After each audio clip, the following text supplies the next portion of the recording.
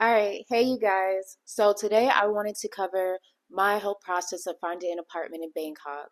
And I will discuss everything from where to find apartments and how to find a leasing agent. I'll also go into how the leasing process works here in Thailand, what required documentation is needed, and what is the expected budgets. Can you really get a luxury condo for $250 to $300 like out here in Bangkok? I also wanted to provide you the neighborhoods that are often recommended to other expats when it comes to finding where to live in Bangkok. So, all right, if you're interested, let's go.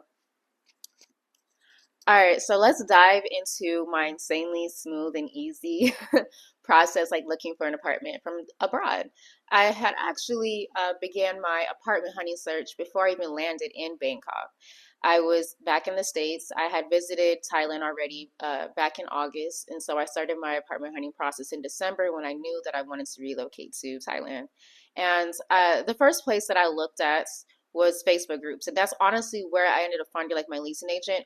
But there are other websites out there, such as FazWaz, as well as I think it's called Rental Hub, and there's also Property Hub. And I will definitely leave the links down in the description box below so then you can go check it out for yourself. But they basically operate like Zillow.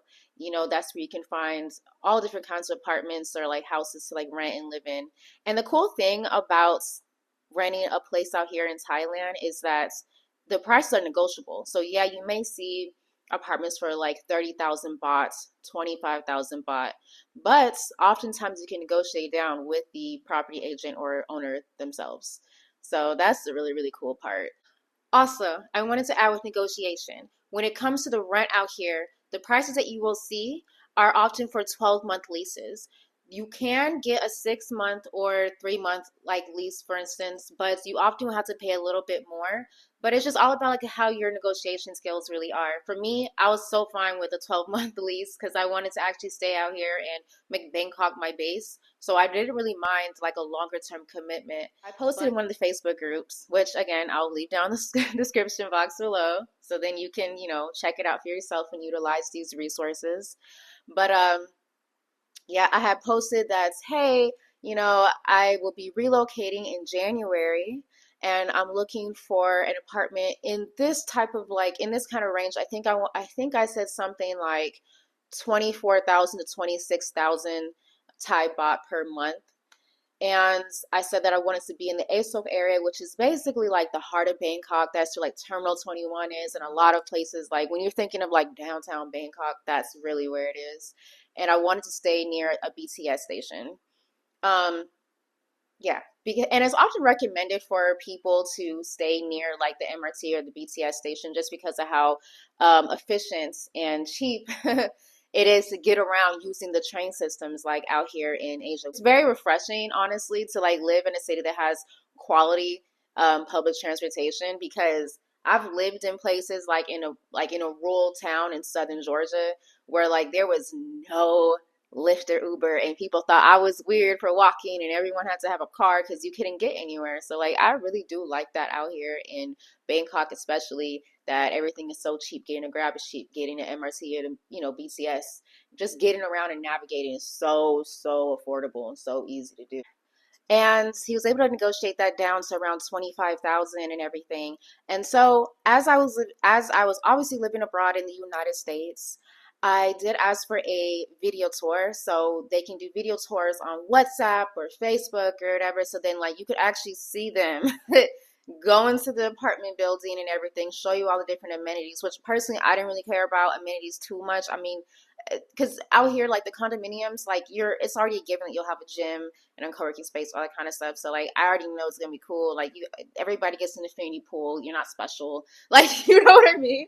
But I did care about the unit itself, right? Because I did want some space. Now let's get into the required documentation for getting an apartment out here. Now, there really isn't much of like a background or a credit check that is done like how in the United States. In the United States, it's like it's a little bit more tricky and more complex. Like getting an apartment, like you may not get approved, even though you can afford the apartment. Your credit may not be the best or anything like that, but they don't do the credit checks and stuff like that out here. What they do is they just want to see like, do you have the funds? Can you provide a passport? So all I needed to provide was my passport, and I needed to put down 3 times the rent. So, like I said, my rent is $25,000, or it's 25,000 bahts, which is roughly around 720 something dollars. It fluctuates because of the currency. However, in order to secure it, I did not need to pay all of that up front. I just needed to just pay down one third of it. So just 25,000 baht. And I was like, okay, cool. And then as soon as I land, then I would pay the rest of it. Yeah. Even after seeing like all those apartments, like once I saw this one, like I just knew it was like perfect for me. Like I love the stairs and I love the space. It's about 45 square meters. All right, so like there is this question about budget, right? Like, can you find an apartment that's 250 to $300 a month? Yes, you can. Now, it just won't be huge, but it will be furnished. It will be in a nice building. You'll be safe and everything like that. You can find a 250 to $300 apartment. It'll just be pretty small. And if you're okay with that, that's fine. If you're like a single person, like honestly, like you don't need that much space. That's a desire. You know what I mean? It's a desire. But yeah, like me personally, I knew that I did not need like a whole bunch of space. I didn't want like a 2, 3 bedroom. It would just be too much to like maintain and everything. And for what? So I just wanted like a nice 1 bedroom in a really good area where I could be close to like the heart of Bangkok, so like around 10-minute drive. And here in the Rama 9 area, it is super nice. It's never loud. You will hear cars like driving up and down, but like I said in a previous video, it sounds like music to me, so like it didn't matter. And I looked up the neighborhood and everything, and then I was just like, yeah, like I'm ready. Let's go for it. So yeah, that was the whole like rental process and everything. It was super easy. You just need to have your passport, you need to be able to have the funds to pay for everything. And so my leasing agent, his name is Carmen, and very, very kind, very friendly. He even showed me like all the contracts and just everything that I needed to know about renting out here in Thailand before I even like paid him anything and before I agreed to purchasing the apartment. So yeah, like I highly recommend him. He was super nice. So when I landed in Thailand, it was what, like 12:34 a.m. on a Sunday, early Sunday morning, I guess, late Saturday night, and he was super like, and he was there, and I really appreciate that. Honestly, I felt so, I was so nervous and everything, but yeah, like I moved into the apartment. It was exactly what he showed me and everything. There was no hidden costs or whatever. There is something that I do want to go over just a little bit, and that is just the average utility and water bill.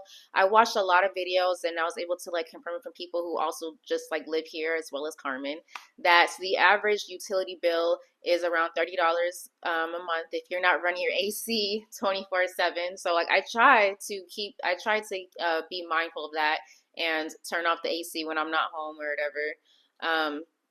But yeah, so there's that, and then the average water bill is around $3 a month, so that's pretty cool. So there are some neighborhoods that are often recommended to other expats that are relocating to Bangkok, and those areas generally consist of the Sukhumvit, Thonglor, and Asok area. Those areas are like essentially like the heart of Bangkok, and they're really cool. And that's why I was like looking to be in that area and everything. But in the Rama 9 area, which is where I'm staying, it's actually pretty nice. I personally really like it. It's much more quiet, but you're still very close to like everything, and it's just a 10-minute drive to get to like Terminal 21 and ASOK and all that kind of stuff. So I like that here.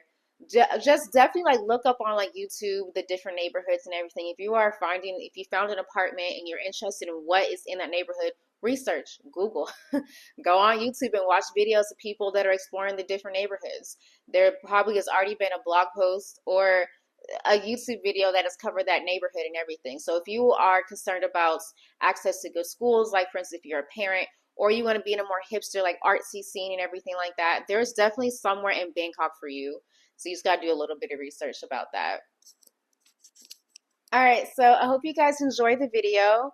If you did, then don't forget to like, comment, and subscribe. If I missed anything, please let me know. But I think I covered everything I wanted to cover in this video. I hope so.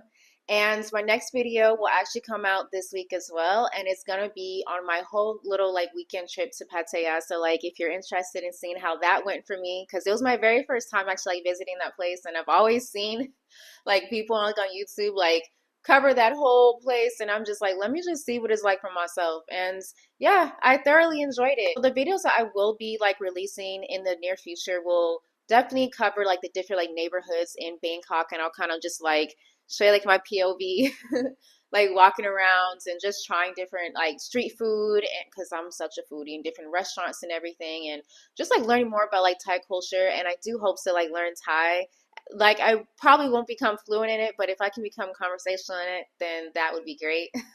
So I can actually have some like real conversations with Thai people outside of saying like "Sawadee Like I need to see like more. I want to be able to have like way more conversation with people like out here and everything. And I want to take you guys with me if you guys are interested in just like exploring Southeast Asia. Yeah. So all right, don't forget to like, comment, and subscribe, all that YouTuber stuff. All right, see you guys next time. Bye.